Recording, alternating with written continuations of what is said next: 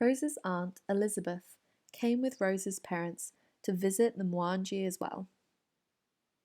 Elizabeth lives in a village in Zambia, nearby Rose's parents, Agnes and Emmanuel. She lost her husband 2 years ago due to liver disease. Her husband was a fisherman, and when he was still alive, Elizabeth helped him sell fish at the local market.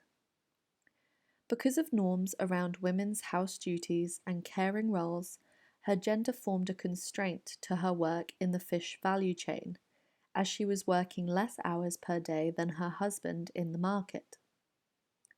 For this reason, she had less time for selling fish, and she only assisted her husband by cleaning and packing the fish, while he was doing the negotiations and handling the money. Since his death, Elizabeth took over her husband's job. Because of her economic need, she had to start working as a fish vendor full-time, as she did not have to take care of her husband anymore. She felt some opposition from the other sellers, who were mainly men and told her selling fish is their work. While increasing her engagement in the fish retail, she began to realize that women and men vendors share key critical constraints, such as a lack of affordable transport services, a lack of secure vending sites, and a lack of ice. She realized that neither group has the legal status and representation through which to claim rights regarding these matters. With the help of an NGO, she joins a newly formed cooperative of fish sellers, so that they can unite forces and lobby for affordable transport, for example.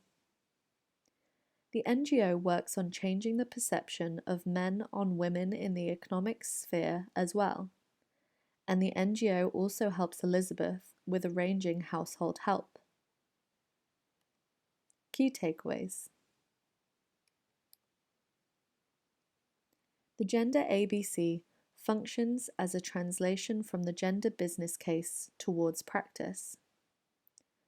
From Elizabeth's story, it is clear that gender-based norms were a critical constraint to Elizabeth's economic sustainability, but also that women and men are confronted with some shared barriers to their social and economic growth. Solidaridad has defined a gender ABC that provides the basic ingredients for any successful gender strategy. We believe all three elements should be present to ensure gender-inclusive interventions. A. Analyze and address barriers for participation. Strategies that focus on supporting women, youth, and other marginalized groups to overcome barriers to participation such as low self-esteem, lack of education and skills, lack of opportunities, practical barriers, etc. For Elizabeth, the NGO addressed the barrier of domestic work by organizing household help for her as a single woman with children.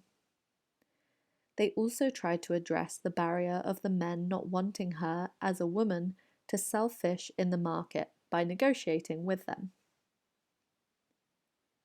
B. Balance gender relations.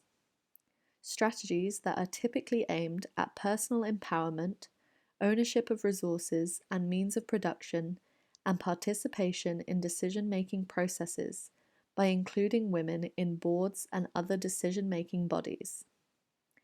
In Elizabeth's case, the NGO intervened by allowing her a space in the cooperative, which helps her to get fair prices and meet other fish sellers, giving her access to benefits of being in a cooperative.